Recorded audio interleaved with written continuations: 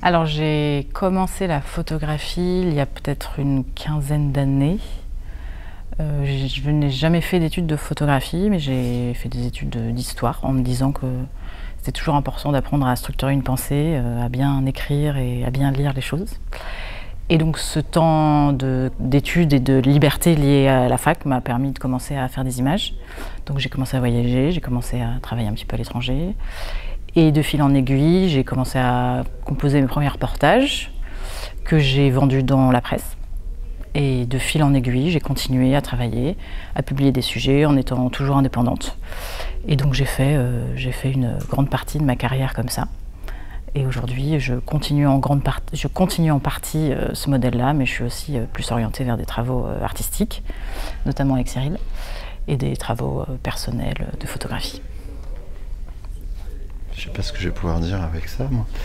Non, alors, moi, la photographie et moi, ça remonte quoi? Ça remonte à une vingtaine d'années. J'ai commencé enfin, je viens pas du tout de la photo, parce qu'en fait, je viens de l'expertise comptable, ce qui est une profession honorable, hein, ceci dit.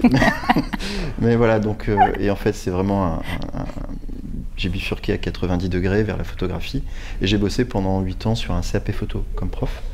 Avant finalement de me mettre vraiment moi à faire de la photographie. J'enseignais plutôt tout ce qui était lié au numérique, donc Photoshop, etc. Puis après je suis parti bosser sur Paris et j'ai commencé à faire de la photographie de mode, et puis progressivement je me suis tourné vers le documentaire. Voilà. Et donc ça fait à peu près une quinzaine d'années que je fais ce métier de photographe documentaire. Voilà, plutôt au long cours. Et depuis 4 ans maintenant, je collabore avec Eugénie sur des projets communs avec quand même une orientation plus artistique, plus, je sais pas si on pourrait dire plasticienne, mais qui s'éloigne un petit peu de la photographie documentaire pure pour aller vers justement quelque chose qui est plus proche de la fiction documentaire. Voilà.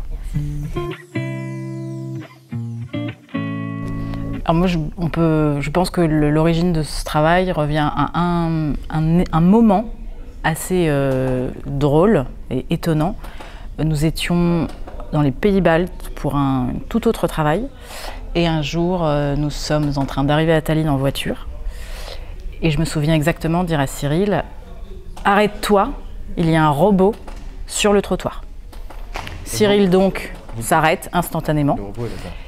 Et nous avons couru après un petit robot qu'on peut voir dans cette exposition. Et à partir de là, on s'est retrouvés à Tallinn, dans cette zone industrielle, avec ce robot en train de se dire « Que se passe-t-il » Voilà comment l'idée est venue de s'interroger sur la problématique de la robotique en Estonie. Mais finalement, on avait juste finalement peut-être une piste de reportage documentaire basique, puisque c'est la robotique, et puis la robotique, l'intelligence artificielle, c'est voilà. Et nous, donc quand on est rentré, on a commencé à faire des recherches, et je suis tombé sur une expérience que vivait un journaliste estonien qui était parti se mettre un petit peu en marge de toute la technologie sur une île, et il faisait un parallèle à ce moment-là, quand il était sur cette île, à la rencontre de lieux sacrés, il crée un parallèle entre ces lieux sacrés et l'intelligence artificielle.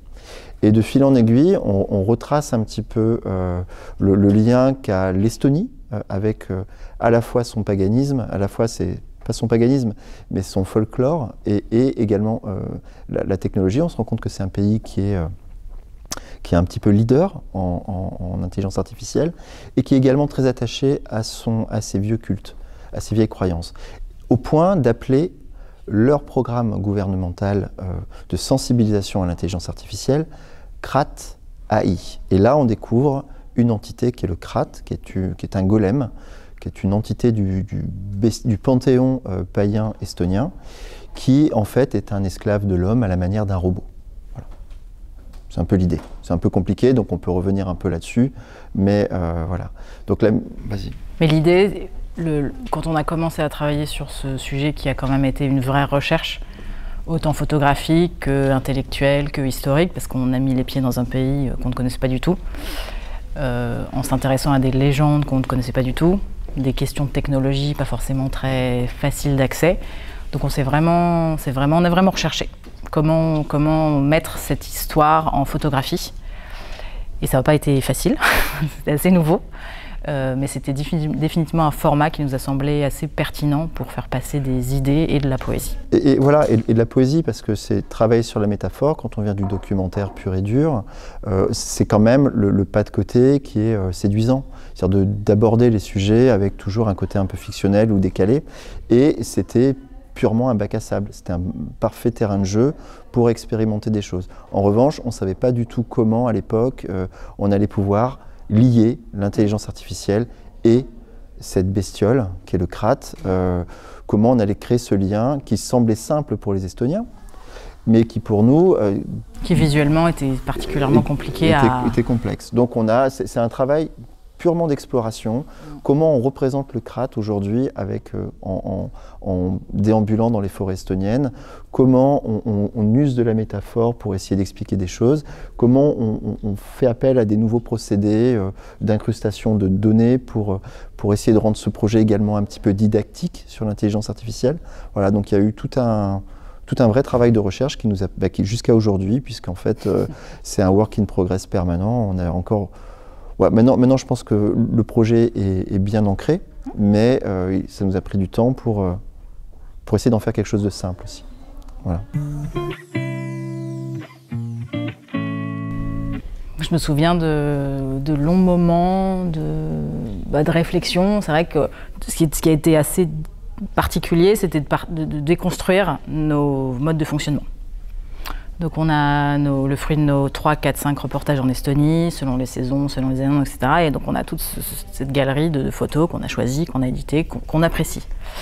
La vraie question, c'est de se dire qu'est-ce qu'on va faire de plus, parce que ce qu'on avait sous cette forme-là n'était pas du tout ce à quoi on voulait aspirer. Donc c'est là où on a commencé à s'interroger sur différentes manières de transformer les images, de les valoriser. Cyril a une appétence pour l'intelligence artificielle bien plus élevée que la mienne et pour le jeu sur les techniques photographiques, ce qui a permis de tenter des choses. Et c'est vrai que après on a été très pragmatique, on s'est dit voilà la carte des lieux sacrés en Estonie, une série de points, et voilà nos images. Qu'est-ce qu'on peut faire? On peut découper, on peut déchirer, on peut intercaler, et voilà, une idée est venue comme ça. On a tiré un calque qu'on a mis sur une photo. Ça n'a pas marché. Ouais, il y a eu plein de procédés. Il y a plein de procédés. Donc c'est vrai que chaque procédé a eu son lot de réflexion. Ouais. Après, ce qui est important aussi, c'est qu'on s'est donné du temps. Voilà, c'est vraiment un projet de 3 ans, voire un peu plus. Et ça a été rendu possible puisqu'on était assez confortable on a eu une bourse du CNAP qui était importante pour nous, donc la bourse du photojournalisme. C'est ça? Oui, une bourse photojournalisme du CNAP. Non, photographie documentaire. Photographie documentaire du CNAP, et qui nous a permis justement de pouvoir aller en Estonie, faire des allers-retours, travailler, prendre notre temps, réajuster notre tir à chaque fois. On a eu effectivement le soutien du réseau Diagonale et du Graph CMI, qui nous a également aidé logistiquement et financièrement. Donc on était assez confortable pour travailler, assez confortable pour chercher des choses. Après, ce qui est important, c'est quand même de revenir sur le Krat. Parce que là, on parle de la métaphore du Krat, mais on n'en a pas parlé réellement. C'est-à-dire, le Krat, qu'est-ce que c'est, quoi? C'est peut-être la question d'après. Ah, pardon. Donc, pour les Estoniens, c'est une entité pas très sympathique. C'est un esclave de l'homme, on est au Moyen-Âge, estonien, qui naît des produits inusités de la ferme. Tout ce que l'on va trouver dans la grange, rouillée, par exemple. Ce Krat va prendre vie à la demande de son futur maître lors d'un pacte avec le diable à la croisée de 7 chemins, la nuit d'une pleine lune, avec son sang, en versant son sang. Et au petit matin, le Krat va prendre vie et va être à votre service. Le Krat n'est autre que votre esclave. Il travaille autant que vous voulez, il fait à peu près tout ce que vous voulez. Mais il y a une seule grosse contrainte à prendre en compte, c'est que le Krat ne supporte pas de ne pas avoir du travail. Le Krat demande toujours du travail. Et si un jour le Krat est sans travail, il va tout simplement se retourner contre vous et vous tuer. Extrêmement belle analogie de l'intelligence artificielle. Utilisée par le gouvernement. La robotique, l'intelligence artificielle, les croissances exponentielles, c'est très bien, mais la vraie question, c'est jusqu'à quand et contre quoi. Alors nous, on n'est pas là pour apporter des vérités, on est juste là pour montrer des pistes de réflexion. Parce que quand même un État à échelle gouvernementale a décidé de parler en ces termes à sa population de cette problématique. Donc c'est vraiment une manière d'amener le débat public sur la table. Pourquoi? Parce qu'ils le font à un moment où il y a des grands enjeux. En Estonie, on parle de la voiture autonome, qui est responsable s'il y a un accident, avec des véhicules donc, qui sont dotés d'intelligence artificielle. Et donc la volonté du gouvernement estonien depuis quelques années, qui est donc leader, une fois de plus, c'est un pays qui est à 99% virtualisé. Il n'y a plus d'administration, on rentre plus dans une mairie, on fait tout en ligne. Et donc le point était de sensibiliser une population qui est malgré tout vieillissante, donc qui a du mal à référer au concept moderne de l'intelligence artificielle, d'où l'idée du gouvernement de référer à une entité du bestiaire. C'est un petit peu comme pour nous parler, je ne sais pas, du père Fouettard, par exemple. Voilà. Et donc, il décide finalement de développer, de dérouler en fait toute cette métaphore au niveau gouvernemental pour sensibiliser les populations. Donc il parle du CRAT, il parle de l'intelligence artificielle comme d'un CRAT qui est à votre service, mais il faut savoir s'en servir car il peut se retourner contre vous. Voilà, donc c'est un peu le propos. Et donc c'est là-dessus qu'on a travaillé. Un point assez aussi important quand on s'est dit que peut-être travailler avec une troisième personne pourrait nous aider, à savoir peut-être une intelligence artificielle. On s'est retrouvé avec des séquences dans notre histoire, dans notre métaphore qui nous manquaient. Notamment la représentation de la groseille. Parce que pour tromper le diable, les Estoniens, avant de faire le pacte, peuvent utiliser du jus de groseille. Du coup, le diable pense que c'est du sang, mais ce n'est pas du sang. Et donc la représentation de la groseille est très importante. Mais la question, c'est de se dire comment on représente des groseilles. On est moyen photoculinaire, ça ne nous intéressait pas trop de mettre des groseilles dans nos mains. Et là, un jour, si elle s'est dit, pourquoi on ne demanderait pas à Midjourney? Moi, je m'amusais déjà pas mal sur Midjourney. Midjourney étant une intelligence artificielle et qui était... Ouais. Et surtout, qui plus qu'elle était légitime pour le faire, mais moi j'étais extrêmement curieuse de savoir ce qu'une intelligence artificielle allait répondre à notre demande qui était, s'il te plaît, Midjourney, peux-tu représenter des mains qui tiennent des groseilles? On ne pouvait pas imaginer ce qu'elle allait sortir. Là. Et voilà. Et c'est intéressant de voir qu'il y a 3 ans, 2 ans à peu près, cette image a été générée, alors qu'en fait, on ne savait pas du tout ce qui allait se passer. Donc la part de magie un peu et d'impondérable était très présente dans cette utilisation de l'intelligence artificielle. Voilà, donc on a complètement décidé de l'intégrer, ce qui était assez cohérent finalement. On parle d'AI, donc autant la faire entrer dans le processus photographique. Ah ouais. Ça permet de la dédiaboliser aussi. Elle trouve une place qui est quand même somme toute très, très raisonnable. Elle est signalée à chaque fois, c'est-à-dire qu'on dit que c'est une image générée par l'intelligence artificielle. Et il y en a 3. Il y a 3 images qui sont générées par l'AI, qui sont présentes sur cette exposition. Il y a effectivement les groseilles. Alors, pour revenir aux groseilles, ce qui est intéressant quand même, c'est de rendre à César ce qui revient à César. C'est quand même de parler de l'auteur qui nous accompagne sur ce projet depuis le début. Il y a un auteur, il y a un écrivain estonien qui est essentiel aussi dans le maintien de la légende du CRAT, même auprès de la population estonienne, qui l'a fait revivre. C'est Andrus Kivirak avec un très bel ouvrage qui s'appelle Les groseilles de novembre, qui est traduit par November en anglais, c'est ça? Oui. Voilà, qui a fait l'objet d'un film un peu fantastique en noir et blanc, qui est magnifique, la photographie exceptionnelle. Et voilà, donc on a pas mal de références à Andrus Kivirak dans l'exposition. Son roman s'appelle Les groseilles de novembre, puisque justement c'est l'histoire de quelqu'un qui fait un pacte avec le diable et qui dupe le diable avec du jus de groseille. Donc voilà. Il y a donc cette image-là. Il y a également l'image qui est en bas là-bas, qui est une image d'une échelle faite en mie de pain. C'est comment se débarrasser de son CRAT, c'est lui donner une tâche impossible. Voilà. Donc par exemple lui demander d'aller chercher de l'eau avec un panier percé, avec un seau percé, ou lui demander de faire une échelle en mie de pain. Voilà. Et parce qu'il surchauffe et il brûle. Il surchauffe et il brûle, comme un bot qui va saturer avec un algorithme impossible. Voilà. Ouais. Donc il va imploser. Il y a quoi d'autre? C'est déjà bien. Et la 3e image. Le plan de montage du CRAT. On lui a aussi demandé de représenter un CRAT, parce que nous on a fait nos CRAT dans la nature, dans la technologie, et on était très curieux de savoir ce que Midjourney allait générer comme CRAT. Voilà.